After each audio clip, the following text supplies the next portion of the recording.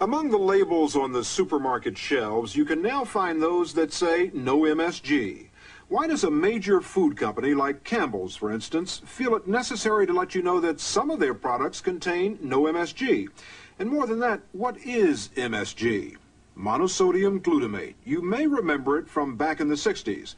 That's when most of us first heard of the salt-like substance that was mainly used in Chinese restaurants and could give you what was then called an MSG buzz.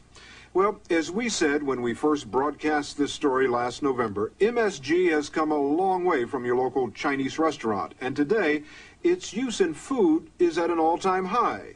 Nearly 100 million pounds were consumed last year. It's in canned soups, dry soups, bouillon, nearly all bottled sauces and gravy mixes. It's in most salad dressings and canned meats. It's even in diet foods, frozen dinners, and pizzas. Hot dogs and lunch meats have it, microwave meals, and almost every kind of snack. Restaurants, airlines, and even hospitals routinely use it, and fast foods are full of it. Food companies that use it say it's safe, and for most people it is. But millions are suffering a host of symptoms, and some get violently sick.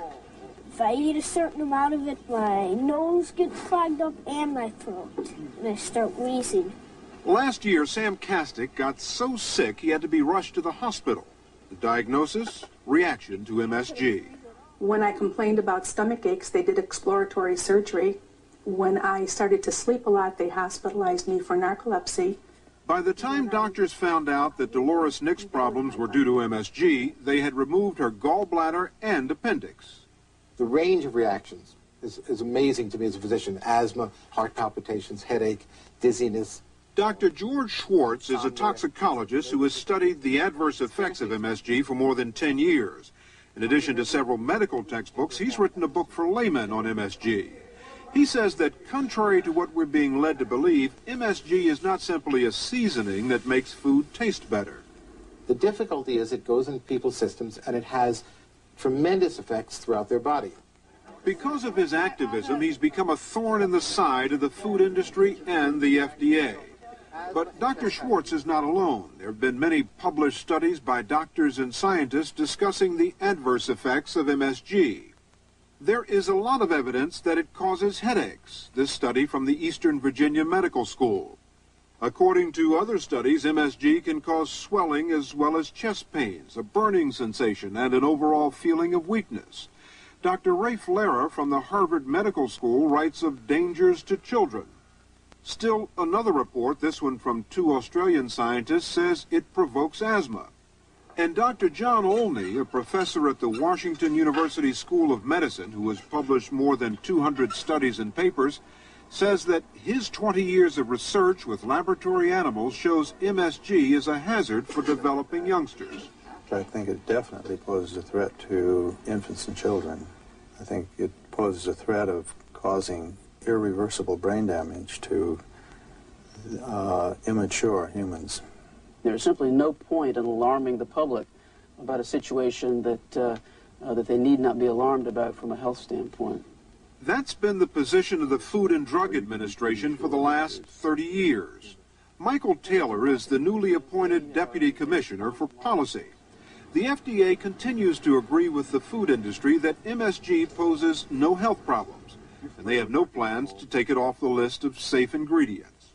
The FDA has been aware of studies that have been done and papers that have been written by doctors and scientists around the country saying that MSG causes all sorts of adverse reactions. Yet the agency has chosen to believe studies that say the contrary, that MSG is okay, and disregard the body of work that says just the opposite. Why is that?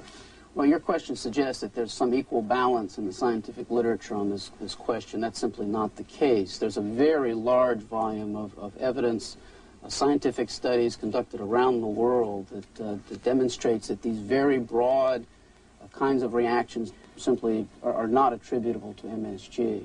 So these people who have these reactions, it's what, psychosomatic or something? There could be any number of explanations for the reactions that are being reported.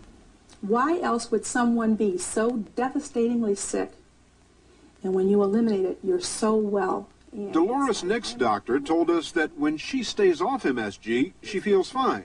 But for years, before they knew what her problem was, it was disabling for her. I never knew when I would collapse. I knew that something was shutting down on me, but when you are just laying there and you're unable to talk, I often wondered if I was ever going to come out of it. It was terrible.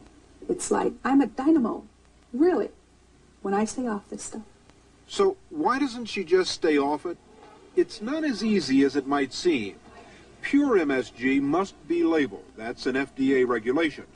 The problem is, a lot of food companies mix it with other ingredients. It can be hidden under a variety of different names, like sodium caseinate, autolyzed yeast.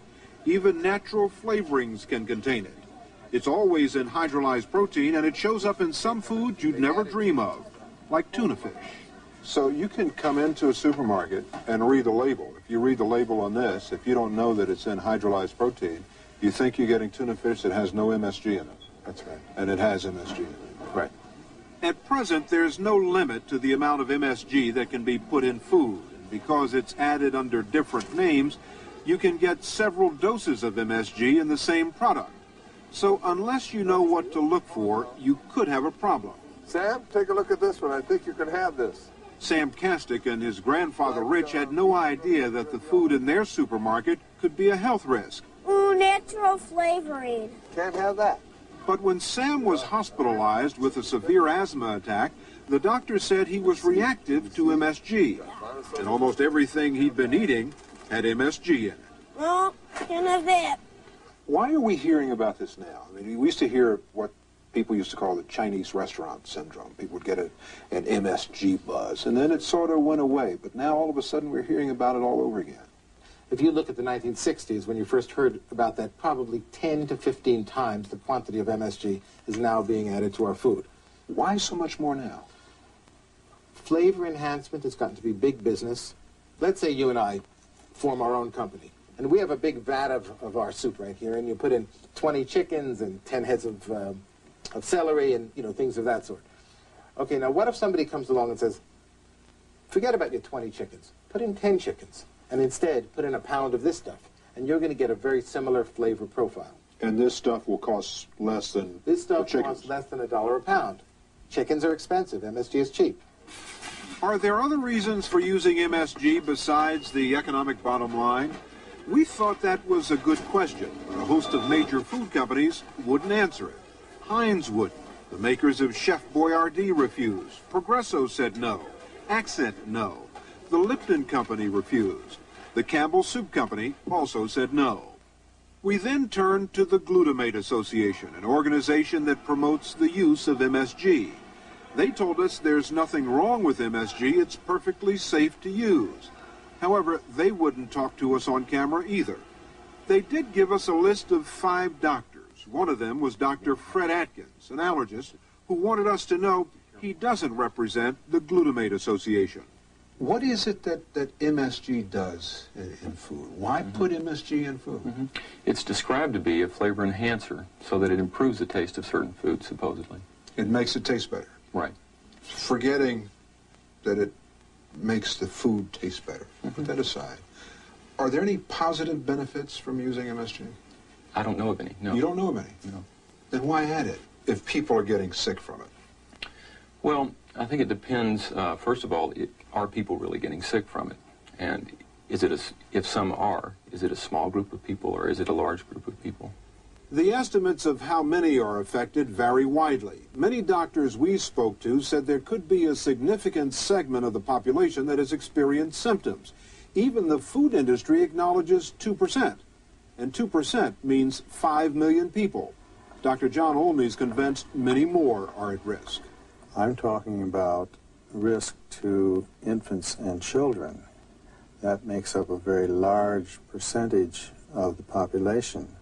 It was Dr. Olney's research showing possible danger to infants that led to the removal of MSG from baby food back in the 70s.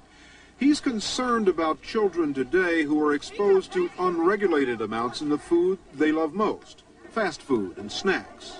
Those are mine. Leave them alone. 10-year-old Jeremy Laros had been diagnosed as hyperactive, failing in school and had been subjected to everything from drug therapy to special education programs, but nothing helped. I couldn't get my work done and stuff, and so the teachers were always yelling at me, and everybody was teasing me because when they thought that I had attention deficit disorder. Other children didn't want to be around him. Julie Laros was ready to give up. For 5 years, her son Jeremy was angry and aggressive toward his schoolmates and family. He was miserable because he couldn't cope with his own behavior. Jeremy's family took him to Dr. Schwartz, who told them to remove all MSG from his diet. Almost immediately, there were dramatic changes. His hyperactivity disappeared, his grades dramatically improved, and so did his relationships with friends and family. Okay, Jeremy? Yes, I'm okay. We lost him for 5 years, and we have him back. And he's a wonderful, delightful, beautiful, bright child, and it was a long, hard search. Let me ask you to get to the nut of this thing. Would you like to have more studies? Yes, I would. Now, you're the person the Glutamate Association sent us to see, and you think there should be more studies? I think there should be more studies, yes, particularly in patients who complain of difficult reactions after MSG. I think it's a small group. But enough people in our population so that perhaps there is a problem that we need to do something about. At least we need to find out. I think it requires further study. Several food companies have told us that because of consumer complaints, they're removing the pure MSG from their products. But when we questioned whether they were also removing the hidden sources of MSG, they told us they weren't sure. Do consumers have a right, for example, to go to a grocery store or a restaurant and be able to know that the food that they're about to eat won't make them sick? We think the current rules governing disclosure of MSG are adequate to inform consumers from a health standpoint about the presence of MSG. Having said that, Mr. Taylor went on to announce that the FDA is about to propose a change in the rules that would require that hydrolyzed protein be labeled to say it contains MSG. But what about all those other ways MSG is hidden in foods? Will they also be labeled? You can see a label that says sodium caseinate. There can be some MSG in that. It will say autolyzed yeast. There can be some MSG in that. It can say natural flavorings. Those natural flavorings can contain glutamates, MSG. So, under the new regulation, the new law, will all of those categories have to say this includes MSG? When MSG is present in another food ingredient at significant and functional levels where the MSG is having itself a flavor-enhancing function in the product, the answer is yes. I'm not prepared to tell you with respect to each of those examples that that's the case, but that's part of what will be resolved in the rulemaking process. The FDA says this process will take at least a year. In the meantime, what about the consumer who wants to avoid MSG? At least for now, you're on your own. When we recently spoke to the FDA for a progress report, they told us nothing's changed.